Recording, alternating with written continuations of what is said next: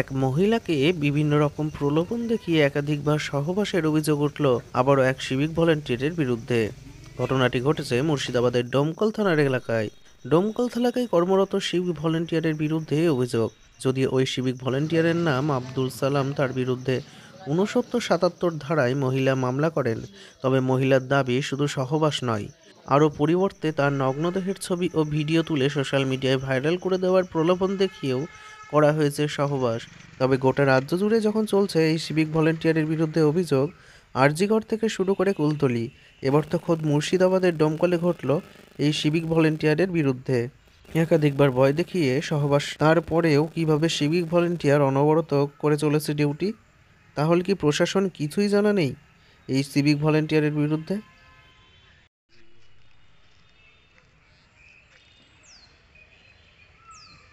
আচ্ছা, বিষয়টা কি ঘটেছিল একটু বলুন তো। বিষয়টা বলতে আমার সঙ্গে মানে প্রথমে ফোনে আলাপ হয়। ফোনে আলাপ হওয়ার পরে আমার সঙ্গে কিছুদিন কথা বলতে বলতে আমি প্রথমে রাজি হই না ওর সঙ্গে।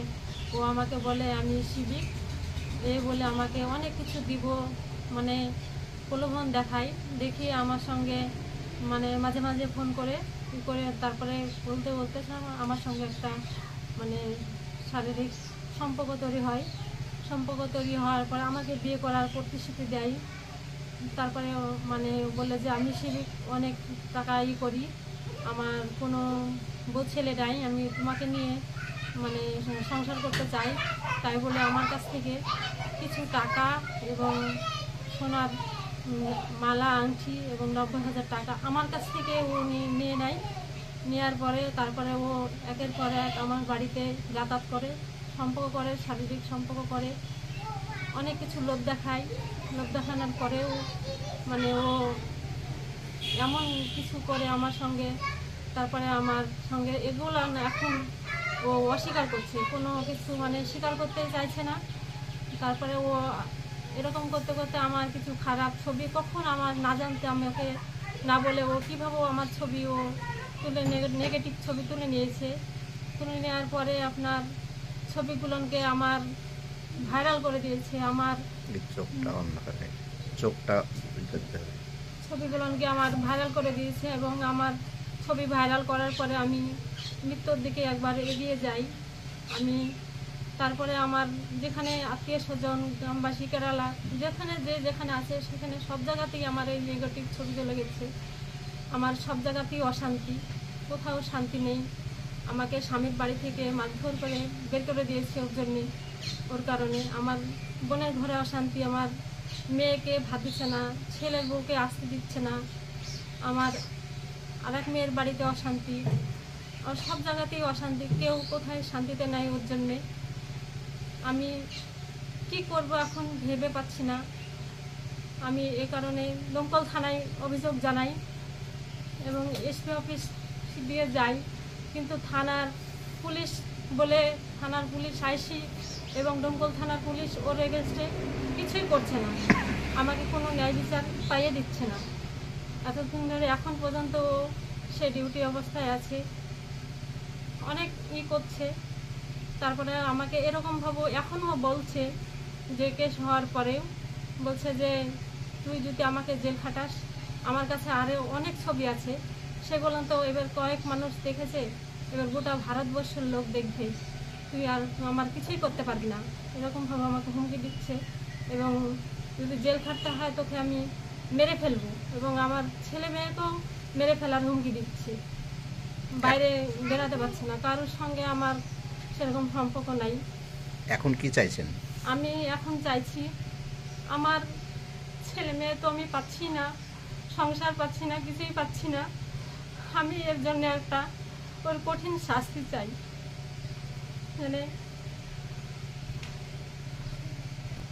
আমি ন্যায় বিচার যাতে পাই সেটা আপনারা ব্যবস্থা করুন। কি নাম আপনার? আপনার নাম কি? আমার নাম মিনুয়ারা। বাড়ি? বাড়ি আমার শ্বশুর বাড়ি মামুদপুর, দক্ষিণনগর মামুদপুর। আচ্ছা, যার সঙ্গে শারীরিক সম্পর্ক হয়েছিল ওনার নামটা কি? যার সঙ্গে শারীরিক সম্পর্ক ছিল ওনার নাম হলো আব্দুল সালাম, ওনার বাড়ি হলো দক্ষিণনগর, ওনার বাবার নাম গোলাম। আচ্ছা, ও উনি পেশায় কি করেন? উনি সিভিক পুলিশের চাকরি করে দমকল থানায়। আচ্ছা, এই কেস টেস হওয়ার পরেও কি তিনি চাকরি করছেন? কেস হওয়ার পরেও তিনি চাকরি করছেন, এখনও চাকরি করছেন। পুলিশ সর পদক্ষেপে কিছুই করেনি এখনও।